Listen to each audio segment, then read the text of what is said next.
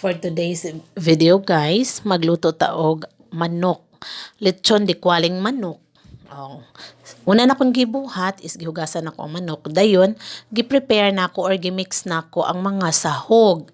So ingon ana, pagkahuman ako nang gi-massage ang mga sahog or mga lamas sa karning manok.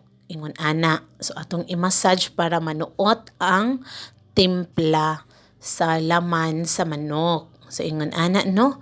O gibali-bali gyud na nako niya ang hita, ako nang gi samaran gamay dapit sa pako dapit sa ihang kilid. Pagkahuman ni ana nagprito nako og gamay nga sibuyas. Unya pagkahuman ahos. So gagmay lang na akong gibutang kay ang manok daghan naman kog lamas nga gibutang ni ato. Unya ako na siyang gipa golden brown. Pag na golden brown na ang lamas, ako na dayon ng ibutang ang manok. Katong daghan ako gimasahe na nako ang manok, ako na dayon dihang ibutang.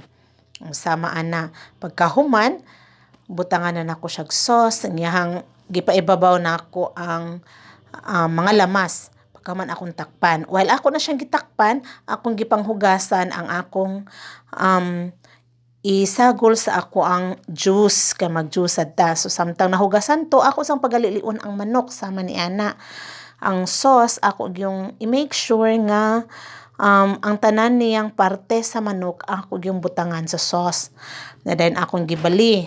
Mauna na ang porma niya. While akong gibali, ako dasan nang liguon sa sauce ang tibuok lawas sa manok para ang lasa manuot gyud sa tanang parte sa manok sa maingon ana. Pagkahuman, humot na kay na nimaho na gid na.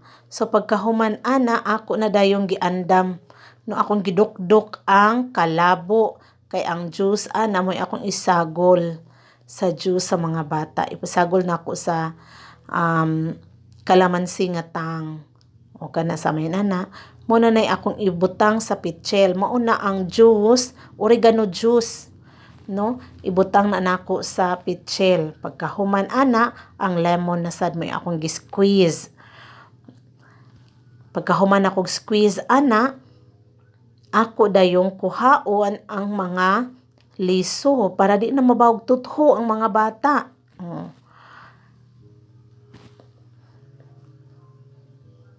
Pagkahuman ako kuha sa mga liso, ako na sad nang isud sa pitchel para ma-mix sa kalabo or oregano. Pagkahuman ako dayong butangan sa tanga kalamansi. Ang uban ani dalandan pero karon kalamansi akong gibutang. So dayon butangan og ice. So prepare na ang ato ang juice for our lunch para ganadong mangaon ang mga bata. Dayon mao na sad ning nahitabo sa atong manok. Luto na sad ang atong manok while naghimo ko sa juice o ato sa tong gitan-aw ang manok. O mao na ni. Dayon prepare na. Ako nang gihaon, mawa na jud makalimtin ako ang rice. Dayon naa sad ang atong bahaw na nano niya ako lang giinit nga pusit. Pusit nga sinabaw na kong pusit. Akong giinit kay wa mahurot niya sayang man mahal baya ang pusit. So ako na sa naghimong bida dinha sa atong lamisa.